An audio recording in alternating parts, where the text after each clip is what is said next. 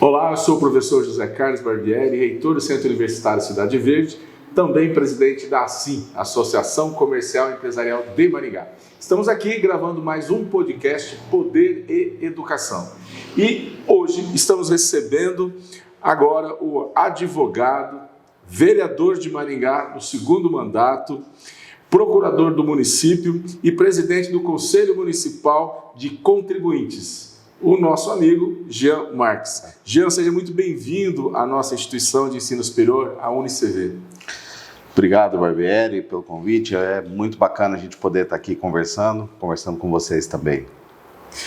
Lembrando que o nosso podcast ele é transmitido pelo YouTube da nossa instituição, bem como também pela rádio UniCV. Então, começando o nosso bate-papo, Jean, como o tema do podcast é educação, para começar, quero saber como foi a trajetória acadêmica do nosso convidado e também como você, Jean, valoriza ou tem a educação na sua vida e também na vida das pessoas.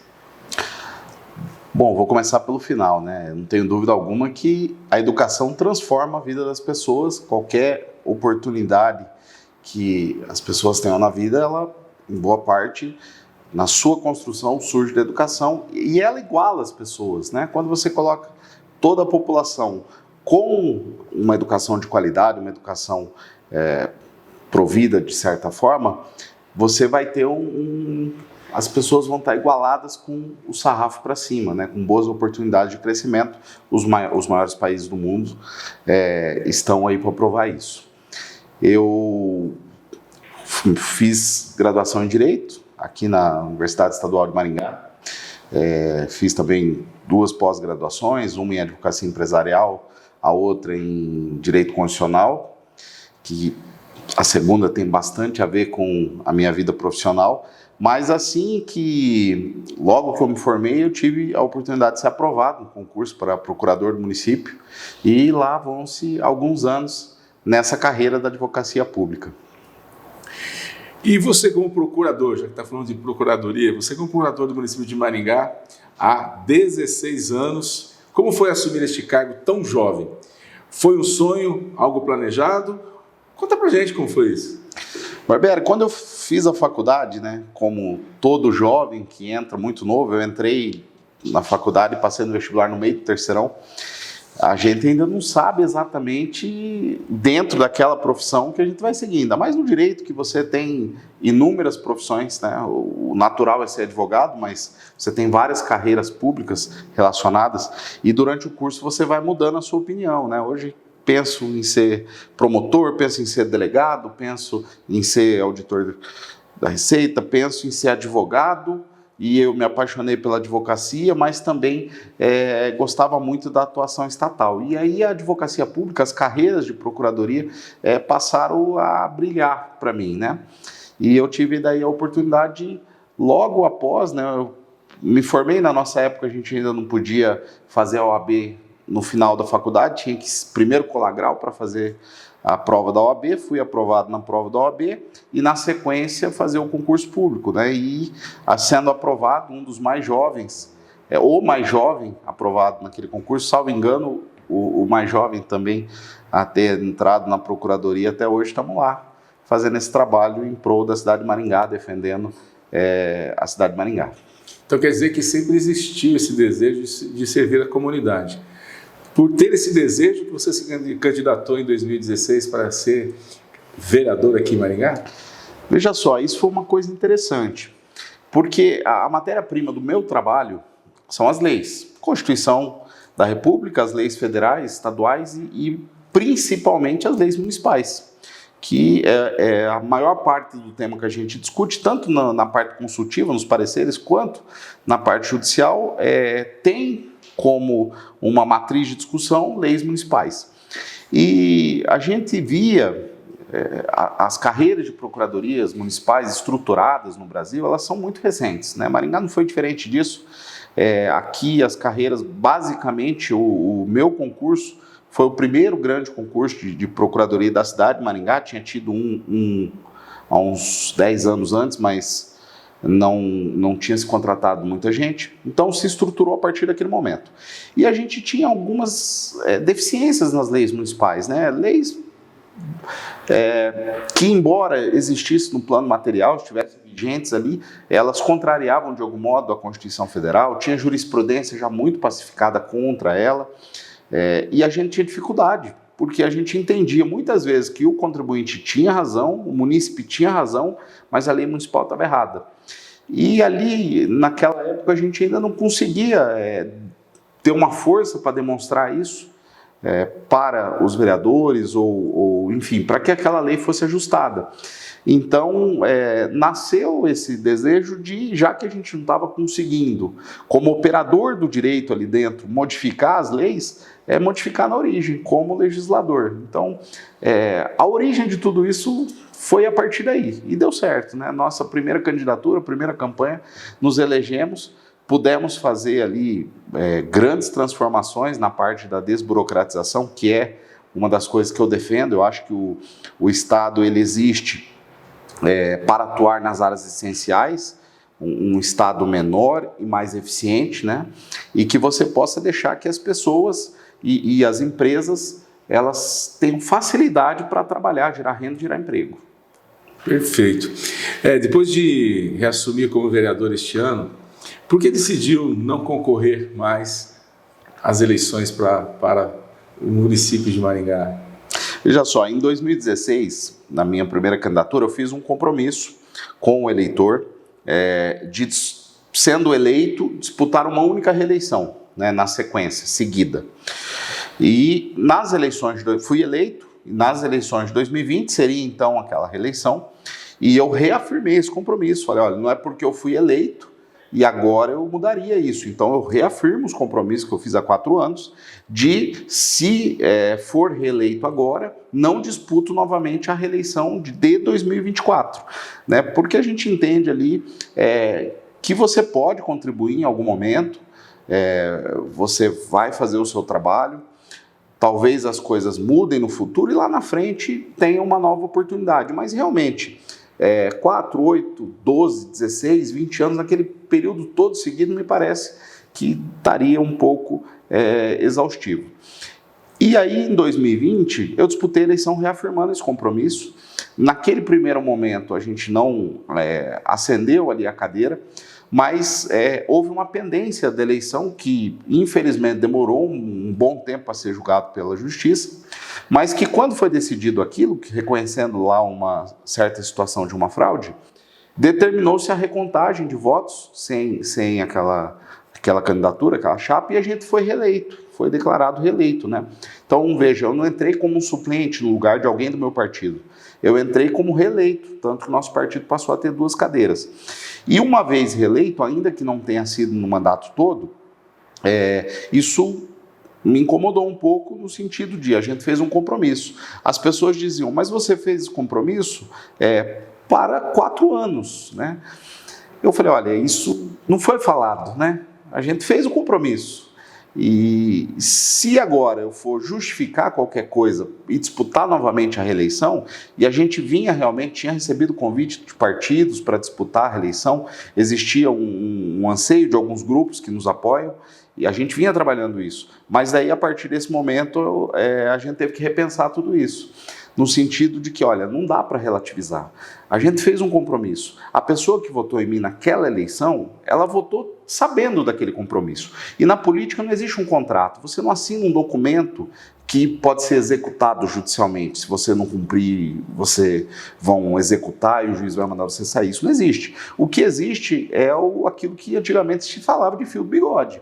Você faz o compromisso, o eleitor confia no que você propôs, e espera que você cumpra. Então a gente cumpriu, né? Nós cumprimos o compromisso, não disputamos a reeleição agora em 2024, mantendo aquilo que a gente falou em 2020. E entendemos que temos aí para frente tempo, vamos analisar os cenários no futuro, né? Como eu disse no dia que eu anunciei, não significa que eu desisti da política.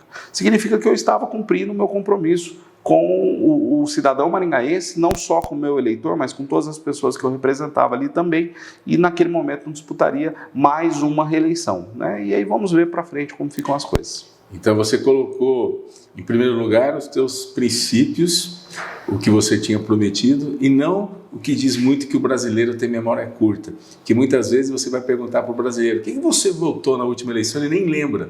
Mas o importante é a sua consciência de colocar em prática o que você prometeu naquela eleição. E isso a gente só tem que dizer parabéns. Obrigado. É isso que a gente precisa nas pessoas, que elas tenham palavras, que elas tenham compromisso e que elas realmente cumpram. A atual gestão municipal termina em dezembro. E o ano seguinte assume o prefeito eleito Silvio Barros. E você faz parte da equipe de transição. Qual a expectativa para este novo mandato ou esse novo momento político de Maringá? Bom, nós tivemos a grata satisfação de receber o convite para participar da comissão de transição, talvez pela experiência como procurador do município e vereador, né, ajustando aí a parte técnica com a parte política e o conhecimento do município, para ajustar, né, a gente, como vereador, sempre teve uma grande bandeira da fiscalização e fizemos isso em todas as sessões de prestação de contas e também na nossa atuação. Então, acho que isso foi bastante importante para que o convite a colaborar com a obtenção de dados, porque a comissão de transição é isso, buscar os dados da atual circunstância, da atual situação do município, para entregar para o novo gestor e já fazer um pré-planejamento de como começa as ações em 1º de janeiro, né? Para que não haja solução de continuidade do serviço público, especialmente para as pessoas que mais precisam dele. Eu acho que o maringaense, pelo resultado que a gente viu das eleições, ele tem uma grande expectativa do novo momento, né? Uma mudança de gestão, uma mudança de grupo que administra e, pelo que a gente percebe do resultado, uma eleição encerrada em primeiro turno, significa sim que há uma expectativa muito grande da população para que haja aí um novo momento, uma mudança na cidade de Maringá em alguns aspectos, e eu acho que isso deverá acontecer. Continuando o assunto político, daqui a 2 anos teremos eleições para deputado estadual, deputado federal, governador, senador e, claro, também para presidente. Como você avalia esse momento político em relação ao estado do Paraná e também em relação ao país? E o que nos espera para as próximas eleições? Olha, a gente ficaria uma semana discutindo isso aqui, né, esse tema. As próximas eleições são eleições grandes, porque você disputa ali, deputado, como você mesmo falou aqui, deputado estadual, federal, senador, governador, presidente. São as eleições que há mudança mais substancial, porque a gente vive o município, né? A gente vive a cidade, as coisas para nós acontecem aqui, para a população, de modo geral, acontecem aqui, mas elas, em grande parte, são decididas nas esferas superiores. A maior arrecadação, ela é da União, mas não é só porque junta-se todos os municípios, é porque, de fato, a maior carga tributária, percentualmente falando, ela vai para Brasília, e lá é redistribuída para todo o Brasil, conforme a política de quem está governando. A mesma coisa no Estado. O município, embora preste mais serviço público, ele é o ente que tem o menor percentual de arrecadação. Boa parte das receitas municipais vem de fundos de repasse dos estados e da União. Então, a mudança de governo, tanto estadual quanto federal, ela pode repercutir nos estados, pode repercutir nas prioridades que cada administrador vai levar na sua política pública, né? Um maior investimento em saúde, um maior investimento em educação, um maior investimento em outras áreas de políticas públicas. Então, é muito relevante para a população. E o curioso é que a gente vê muitas vezes a população discutindo governador e presidente. E ela esquece que ela vai eleger um deputado estadual, um deputado federal e um senador que compõem... Na próxima serão 2, né? Na próxima serão 2, exatamente. 2 senadores. Serão 2 senadores, vai renovar 2/3 do Senado. 54 senadores mudam na próxima eleição. Ou não, né? Mudam ou não, mas podem mudar, né? Até 54. E o parlamento é onde, na verdade, as coisas são decididas. o parlamento ele sempre tem a última palavra. A gente viu isso em Maringá nesta semana. Nós tivemos aí na pauta da Câmara, na sessão de terça e na sessão de quinta, um veto do prefeito em cada uma. O que é o veto do prefeito? Alguma alteração que foi aprovada na Câmara, ou de iniciativa da Câmara, ou algum projeto da Prefeitura que veio e foi emendado pelos vereadores, volta para a Prefeitura e o chefe do Executivo ele não concorda com alguma coisa que foi aprovada, ou porque ele entende que é inconstitucional, ou porque ele não concorda, entende que aquilo não seria bom para a cidade e ele, de algum modo, veta, né? Ou seja, isso não vai vigorar. Esse veto do prefeito, ele volta para o parlamento. O parlamento vai analisar se ele aceita ou não o veto. Então veja só a relevância do Poder Legislativo. Ele tem a última palavra, sempre. A última palavra é do Poder Legislativo. Porque ele pode, como aconteceu na terça-feira, rejeitar o veto do prefeito. Ou ele pode, como aconteceu na sessão desta quinta-feira, aceitar o veto do prefeito. E as pessoas não se preocupam muito com isso, de um modo geral, né? Chega perto da eleição, as pessoas estão discutindo presidente, estão discutindo governador, pouca gente está discutindo deputado estadual, deputado federal e senador. E as maiores mudanças legislativas, aquilo que influi diretamente no nosso dia a dia, elas são votadas em Brasília, elas são votadas na Câmara Federal, elas são votadas no Senado Federal, no Congresso Nacional, né? Então, é uma coisa que as pessoas precisariam se preocupar bastante. Muitas vezes vota-se, deixa para escolher o deputado federal, escolhe qualquer um.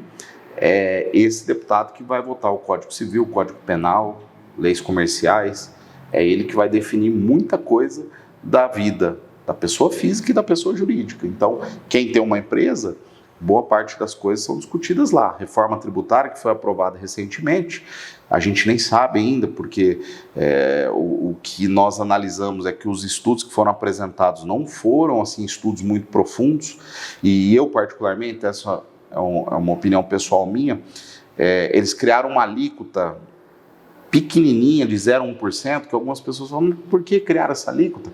Que ela vai aumentando, e na minha percepção essa alíquota foi criada para ver quanto que dá.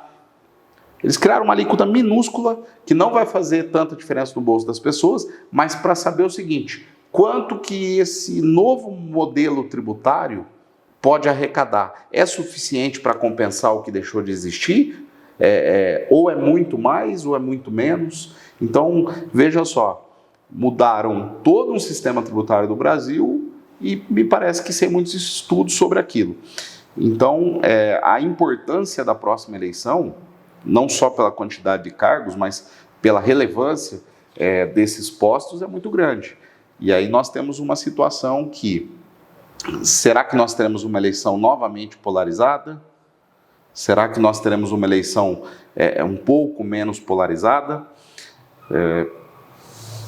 Pela circunstância do Brasil, não vou entrar no mérito sobre as decisões adotadas, né? Tem algumas críticas em algumas decisões ou outras, enfim, mas a gente percebe que a última eleição foi disputada, presidencial foi disputada pelo então presidente Bolsonaro e pelo atual presidente Lula. O presidente Bolsonaro foi, de algum modo, declarado inelegível. Se essa inelegibilidade não for revertida, ele não deverá disputar as eleições. Quem que vai disputar no lugar dele? Quem que vai ocupar o espectro à direita da ideologia política? Nós temos alguns nomes aí que estão despontando, né? Pela reeleição, pela grande votação, nós temos os governadores Ratinho Júnior do Paraná e o Zema de Minas Gerais, né?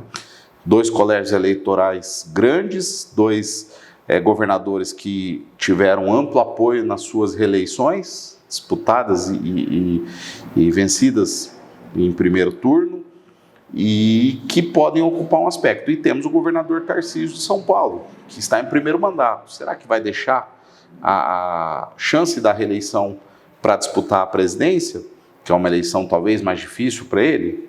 Não sabemos. E quem que vai disputar do outro lado? Teremos uma candidatura à reeleição do presidente Lula ou o grupo de esquerda vai lançar um outro nome? tudo isso repercute para sabermos se a eleição será mais polarizada ou não e como que isso vai ser gerido. É um cenário interessante. E mais do que isso, falando agora da nossa casa, o Paraná, não há um cenário ainda sobre a sucessão do Ratinho bem formalizado, daquele cenário que você já tem as pessoas discutindo, esse ou aquele, né?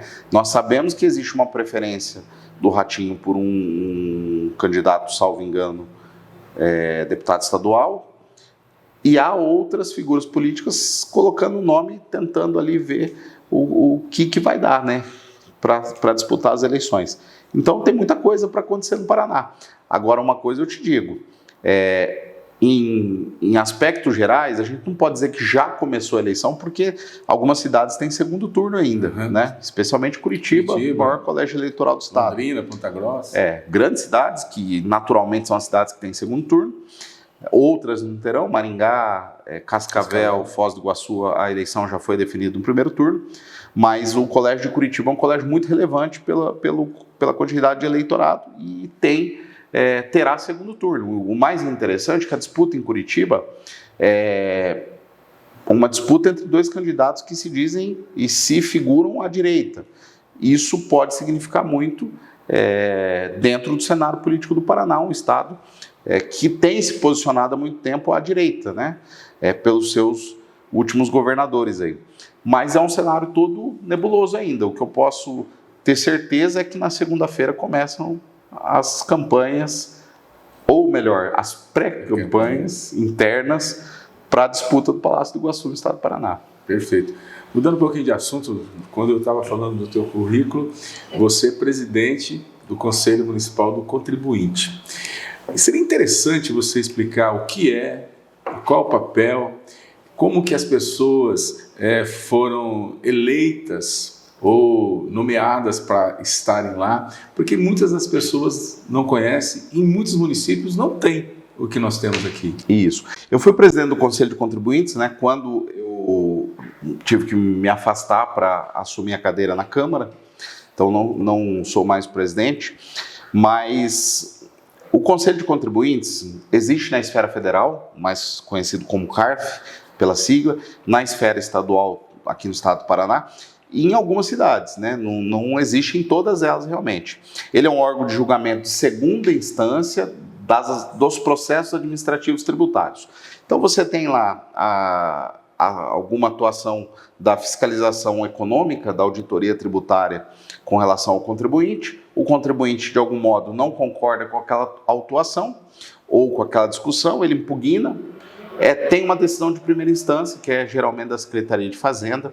Dessa decisão de primeira instância, que é uma decisão interna, muitas vezes ali na dúvida há um certo protecionismo, porque ela é efetivamente uma decisão da autoridade fazendária, cabe um recurso para a segunda instância.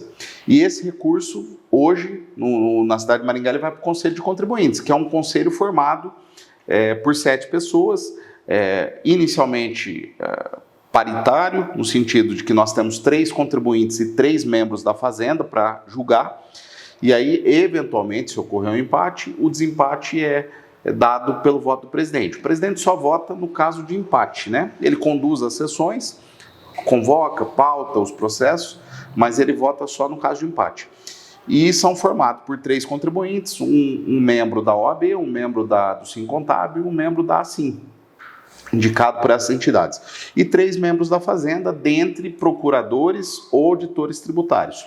E o presidente ele tem que ser um procurador de carreira, porque como ele conduz a parte legal, ali dentro da sessão, e pode eventualmente ter questões de ordem dentro da sessão, né, ele teria ali uma formação jurídica para tomar a decisão naquele momento, porque a auditoria tributária pode ser, os auditores tributários podem ter formação em direito, economia, contábeis e administração. Então os processos chegam ali, são debatidos e decididos. E o interessante é que boa parte, quando eu digo boa parte, estou dizendo muito mesmo, 90% pelo menos, ou mais, desses processos, eles são decididos de forma unânime, para um lado ou para o outro. tanto a favor da fazenda quanto a favor do contribuinte, significando que o conselho, de certa forma, quando toma essas posturas de unanimidade para um lado ou para o outro, significa que eles estão buscando mesmo a justiça social, né? E é bastante interessante, porque isso poupa o tempo do contribuinte, que muitas vezes ia levar um processo para a justiça que demoraria anos, teria custos com um advogado, custos judiciais, sendo que no conselho de contribuinte, geralmente, ele é julgado num prazo médio aí de até 30, 60 dias, é finalizado depois que chega no conselho, já matou isso, sem custas judiciais.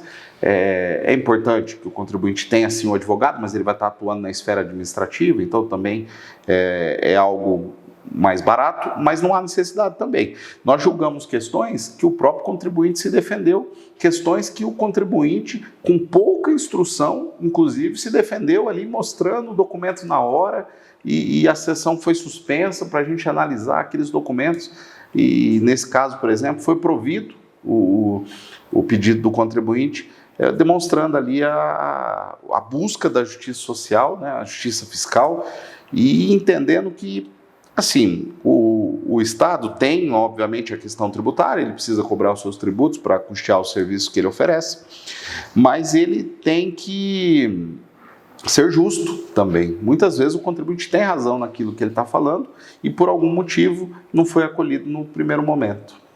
Eu não vou pedir para você lembrar, né, de algumas, mas com certeza já ocorreram algumas jurisprudências, que se voltar lá já está praticamente decidido, o Conselho já tem lá como definir e como dar a sua decisão final. Sim, com certeza. Inclusive existe um instrumento na lei, eu pude participar até a época da construção da lei do Conselho de Contribuinte, junto com o Instituto de Direito Tributário, junto com a CIN, junto com a OAB, e ali existe um dispositivo na lei que diz que naquelas decisões que já estão mais pacificadas, o plenário pode, por uma maioria absoluta, por uma maioria qualificada, emitir súmulas, né? E essas súmulas, elas não apenas são precedentes do próprio conselho, como elas são vinculantes para os servidores, né? E de aplicação obrigatória. Então isso facilita muito a vida do contribuinte, porque chegou uma matéria, pacificou no plenário, a própria Secretaria de Fazenda, lá no atendimento, na ponta, ela passa a ter que aplicar aquele entendimento, quer dizer, não precisa nem subir mais recurso. E eu posso citar, assim, muito claramente algo que, a meu ver, não deveria haver nem a discussão no âmbito administrativo, porque era um entendimento pacificado já da Procuradoria, mas havia, era, por exemplo, a incidência de TBI sobre a aquisição de imóveis em arrematação, em leilão, né? O município fazia uma avaliação e já era pacificado pela jurisprudência que, no caso do leilão, o valor da arrematação do imóvel é o valor verdadeiro, porque de fato né? Foi aberto ali um leilão, houveram proposta e aquele valor ele não é fictício, ele é verdadeiro. Então isso está pacificado, hoje não se discute mais. Leilão, chegou a ata, a Fazenda já emite a guia naquele valor. E isso depois foi pacificado, não, mas hoje já não há nenhuma discussão em nenhuma esfera mais sobre isso, porque houve, inclusive, um tema de repercussão geral matando isso. Perfeito. Também. Agora, falando para jovens, nós estamos falando aqui no nosso podcast para alunos da nossa instituição. Hoje nós estamos com mais de 100 mil alunos espalhados por todos os estados brasileiros. Nós temos também no Japão, Portugal, na Espanha e também na Inglaterra. Queria saber de você o seguinte: qual recado você deixa para esses jovens com relação à participação política e também à participação na sociedade? Interessantíssima pergunta, né? Bom, em primeiro lugar, alguém vai participar, alguém vai estar lá. Na política, por exemplo, você tem X vereadores, X deputados, dependendo da cidade, dependendo do estado, e essas cadeiras vão ser preenchidas por alguém, né? Pode ser por uma pessoa boa, com uma boa intenção, pode ser por uma pessoa com má intenção. Se as pessoas boas não participarem, as pessoas com boa intenção não quiserem estar lá, de algum modo, não quero me envolver com isso, alguém vai ocupar. E se for alguém com má intenção, é essa pessoa que vai governar a sua vida. Então, não tenho dúvida alguma que os jovens, né, nós todos, né, um dia fomos muito jovens, são a esperança do futuro melhor, né? Eu hoje, né, tenho filhos e a gente passa a mudar a nossa visão, né? Quando você tem filhos, você passa a pensar em deixar um mundo melhor para eles, né? Acompanhei algumas visitas, o prefeito Silvio Barros falava que nós, na verdade, pegamos o mundo emprestado dos nossos filhos, né? Então, nós temos a obrigação de entregar um mundo melhor de volta, né, para eles. E o jovem, ele vem e ele precisa ocupar o seu espaço. Ele tem que participar da política. Se ele deixar para participar da política lá na frente, muito lá na frente, pode ser que as coisas já tenham degringolado tanto e a gente percebe que a política, ainda que a gente não goste, ela vai interferir na nossa vida. De algum modo ela vai interferir na nossa vida. Uma decisão política errada pode criar uma crise econômica. Tudo isso é política. Você hoje vive aqui. Você saber que na escola municipal tem merenda ou a merenda não está sendo suficiente para as crianças, para as nossas crianças, é uma decisão política. Se vai ter uma compra de consulta especializada para atender a população ou não, isso é uma decisão política. Tudo é uma decisão política no aspecto da vida nossa. Se hoje a sua empresa está instalada aqui, é uma decisão política, porque se o zoneamento não fosse permitido, você não estaria aqui. E isso passa por um projeto de lei encaminhado pelo Executivo, votado pelo Legislativo. E isso, eventualmente, pode, nessa tramitação, por exemplo, ser mudado. Perfeito. Então, tudo na nossa vida tem algum aspecto político. E a importância da nossa participação na política é que, se nós não participarmos, alguém vai participar. Pode ser pessoas que talvez não tenham boa intenção ou talvez não consigam também fazer o que deve ser feito. Então, é importantíssima a participação de todos, especialmente, nós estamos aqui falando para os seus alunos, são pessoas qualificadas, a gente defende, não que entendamos que as pessoas com menor escolaridade ou ensino não devessem participar, porque a política é aberta para todos, é uma representação da sociedade. Mas é óbvio que quanto maior a qualificação da pessoa, quanto maior a educação que ela recebe, quanto maior o conhecimento que ela tem, mais condições ela vai poder ter de debater e chegar numa solução melhor para a nossa sociedade. Muito bom. Jean, muito obrigado aí pela sua participação no nosso podcast. É uma honra recebê-lo aqui, ainda mais, né, dizendo para você aqui, para os alunos que estão nos assistindo, extremamente gratificante receber um ex-aluno e poder falar, né, de assuntos tão importantes como, né, o papel aí do Conselho Contribuinte, falar sobre as eleições, que são fundamentais, é uma questão de cidadania, e a importância do jovem vir para assumir, né, os seus papéis na sociedade e também na política. Barbieri foi meu professor de biologia no terceirão. Eu olhava e falava, gente, eu quero fazer direito, o que eu vou ter que fazer com biologia?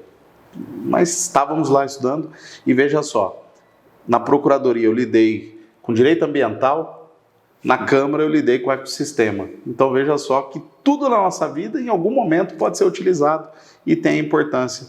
E a educação, toda a educação vai de algum modo nos ajudar. Beleza, muito obrigado. Então terminamos aqui mais um podcast Poder e Educação, transmitido pelo YouTube do UniCV e também pela rádio UniCV. Até o próximo podcast.